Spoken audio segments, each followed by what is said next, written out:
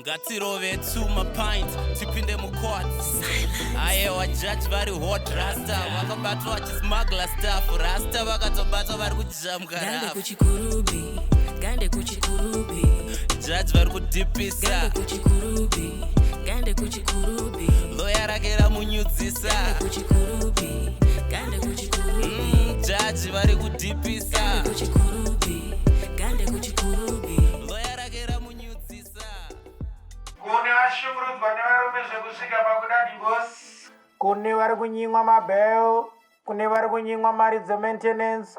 Tibatei vabereki maloya manyama, bheu rinobuda ipapo, divorce inobuda ipapo, maintenance plus bonus ipapo. Hayi, fuck off mani, ukuthi anoyiza. Usuna udorare. Muka, awubhadari kurira pabasa usibhisho. Iwe. Everyone knows ukuthi imandi. Vamuthetha katorwa nebabarazi.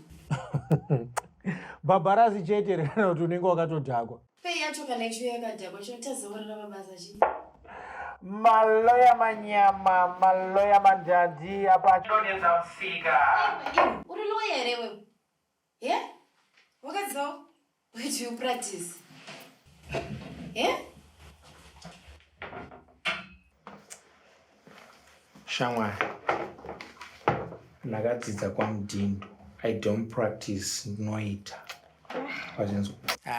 Maya. Kungobatsirawo vabereki wasanganisa nemaland friends edu echigweta. Moyo musande, moyo wetsitsi. Free service. Ina ntombodingana cent kana drink. Mangwanani jaji. Morning, Your Justice. Chichi wakaviga kuseri kwemagaro? Hapana ngori magaro. Saka uri kuviga magaro kuseri kwemagaro. Don't forget kuti hauna kungwara kaiwewe screwdriver. Ndakunzwa uchidedzera nechimegaphone chako ndiri muoffice mangu. Give it to me.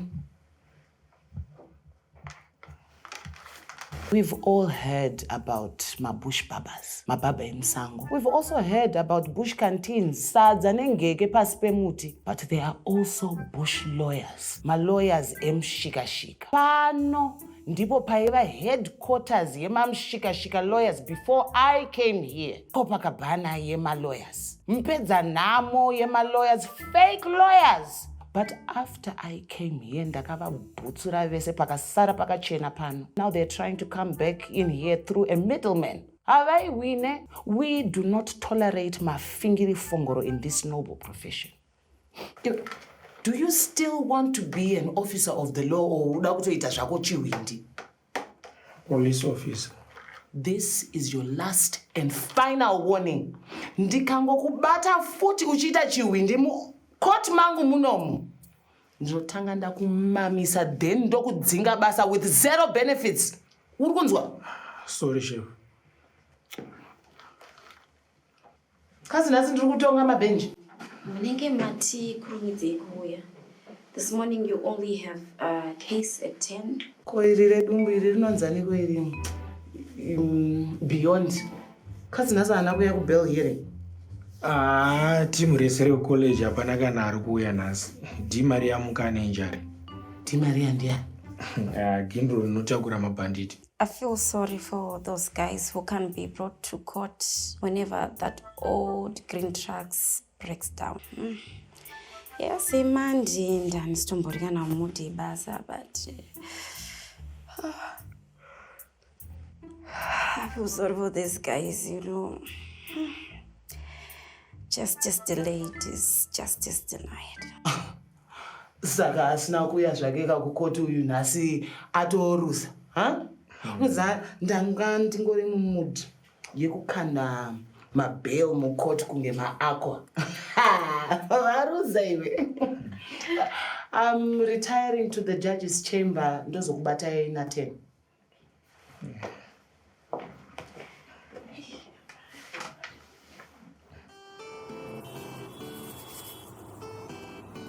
All rise. Welcome, caught with the award-winning, veteran, gallant, and patriotic Judge Martinyanya. vanogara pasi ngavagare zvavo titange zvedu kutongana.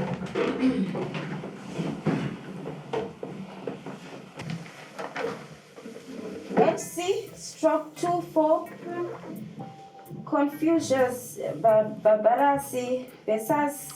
Iwe kasa wakadhakwa verenga zita remusungwa zvariri. Sorry, Your Honor. Confusion Barnabas versus Sabelolo. ndakakuroda paparasi ngofunga iro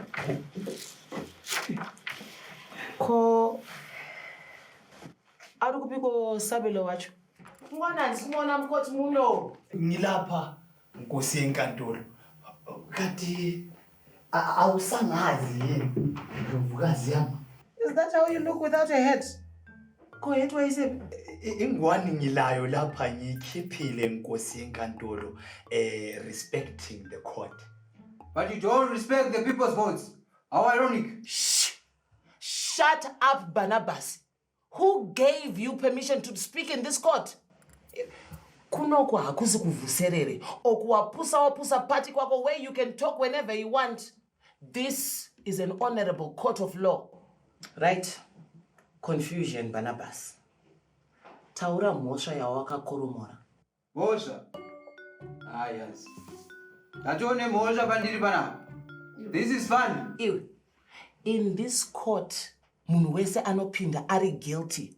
And it is my job to prove that you are indeed guilty. Do you see this? Go ahead and state your case.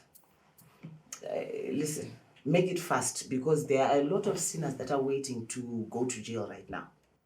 I am here to ask this honorable court to nullify the illegal recalls that were visited upon my MPs by this guy, whose name I don't even know. Where is your legal representation? I don't need no legal representation, Your Honor. I'm represented by God. He is my counselor, my advisor, my everything. It is an ambiguous strategy, and God is in it. Manje, inini zvangu, I don't like people who hide behind God in my courtroom. Yes, etinoenda ku church, but we don't drag God into every situation that we find ourselves in. Mr. Sabelo, I hear you also have a counterclaim. Can you state it? Wait. Before you do that, there's something in your papers that I want you to correct first. What is it, my lady?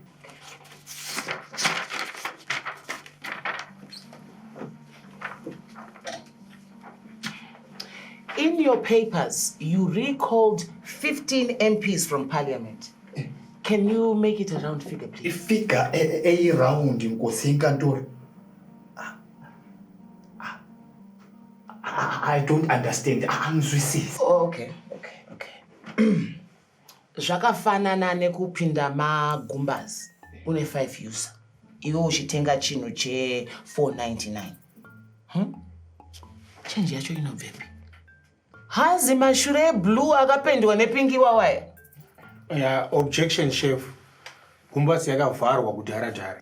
Iwe, it's just a hypothetical situation, man. Of course I know kuti gumbazi yakavhara kudhara sekuvhara kwakaita brain dzako iwewe. And anyway, ndiani akakupa mvumo yekuraise objection mukoti munomu?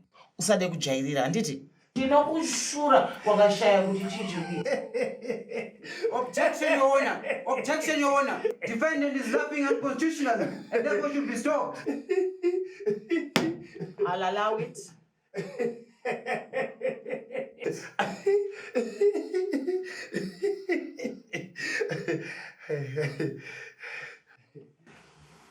Mapedza. Yebo Nkosi yenkantolo, lingaqhubeka. Okay. Mr. Sabelo Ndlovu, handiti mukatenga muchitoro nemari yakabatana munenge makatarisa kuwana change? Yebo, kunjalo mama judge. Confusion.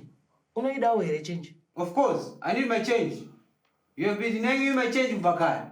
Ndipe change yangu ndiro pasi.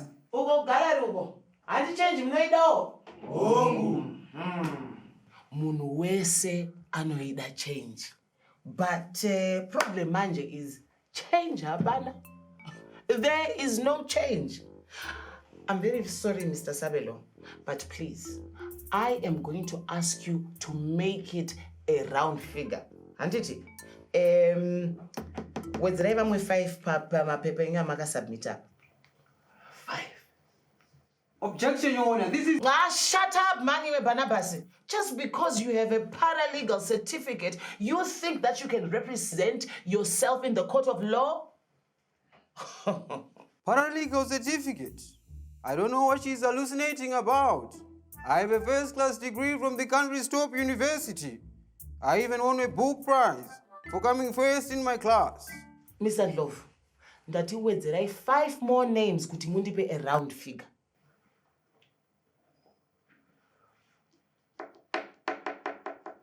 Arikuramba here kubuda 5 maricos uko nae comrade. Amanga mabi nkosi yenkantolo. Ngisenkingeni lapha. Kutawula chokwadi arikuramba kubuda. What's the problem? Ma one chayo. I need my cap back on. Because ingwani le incane ngelayo. My mental faculties struggle to function properly. You think you can't think without your hat on? Ayukhuluma iqiniso kuhle mama judge. Khathesi ucicile umnyama chu. Kutodzima chaiko. My brains are in this cap. Saka uri kurekedzera chekupfeka heti yacho. This court gives you, Mr. Sabelo, interim permission to wear your hat during this session. Thank you, Mama Late. Done, my late. Done.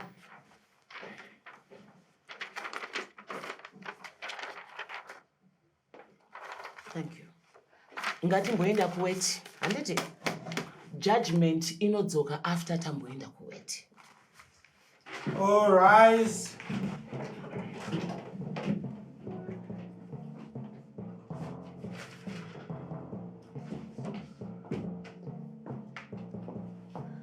Judgment.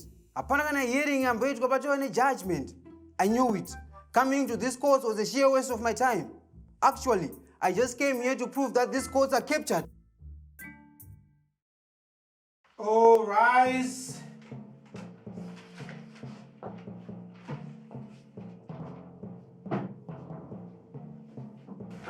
You may sit down.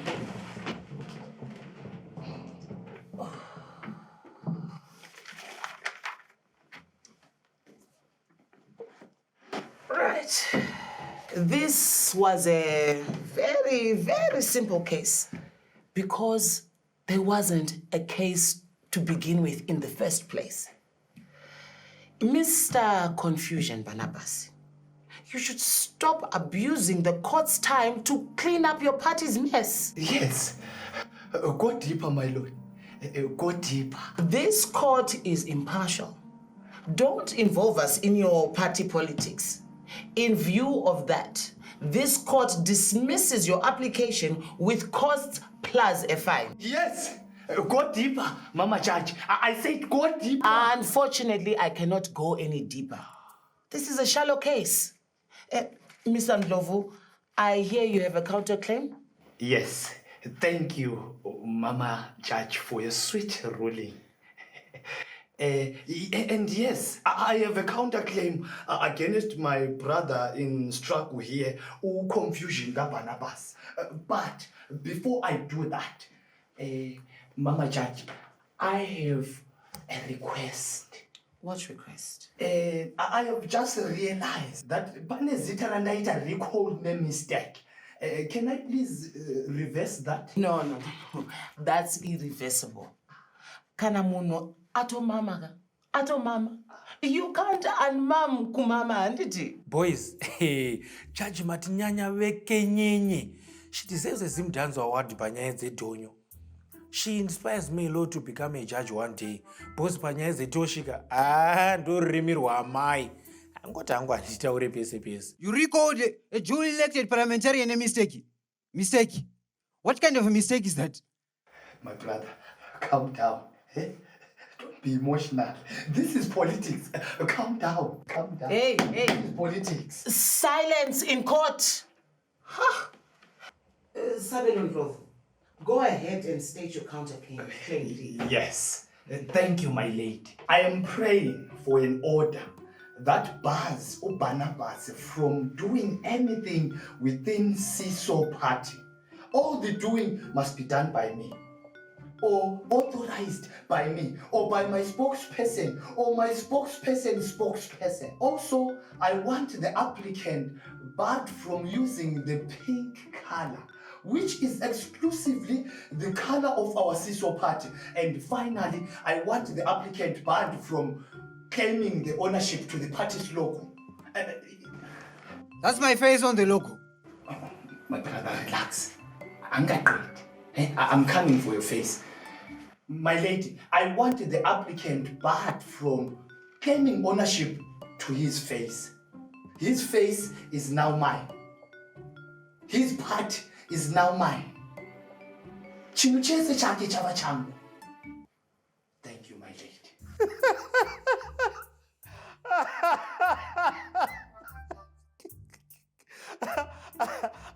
So, Barnabas can't even take himself a selfie and post it on his WhatsApp platform. Huh? Or else he'll be sued by Sabelo. I can't wait to read the comment section when people are reacting to the judgment. Wait, my phone is still in custody.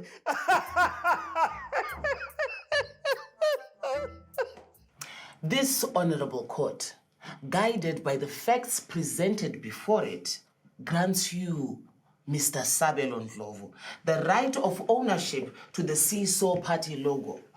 You have also been granted unlimited ownership to the applicant's face. This means from now on, Barnabas, your face belongs to Mr. Sabelo Ndlovu. That is my ruling. Ashotwa ngarutse.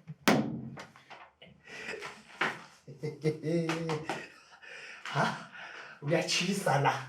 Uyachisa phakathi la. Hi, I'm happy with the judgment kamama judge. Unginisile phela. Huh? It goes to show that there is a rule of law in this country. And also our courts are very, very partial. I mean impartial. No. I actually mean partial. Manasbone. Partial ndoyibizwe. Which is which? Partial and impartial. Okay. Ameno ikoko but chinu chava changu. Barnabas doesn't own anything now. Even that lokuzen. What do you call that item on his confused face with big ears and big eyes? Ndiyo face yacho zviya he chisini ichocho chava changu futhi. Hayi uyajabulisa. Of course, I wasn't happy with the judgment. But anyways, this is what I was expecting. This is what we mean when we talk about judiciary state capture in this country. But anyways, let them take everything. Ndinogadzira chimwe chinhu futi. Let them take the party, let them take the logo, let them take the colors. Akawanda makala tisateshandisa muno munyika. We can go for another color like red. Okay, ayo. Red sakamboishandisa. We can use another color like check. Okay, what? Check is not a color. We can upgrade things a little bit and go for band. Yeah, iyapana noizia manchi. We will keep on confusing them. Vachifunga kuti tichamwaya navy blue and then we go for band.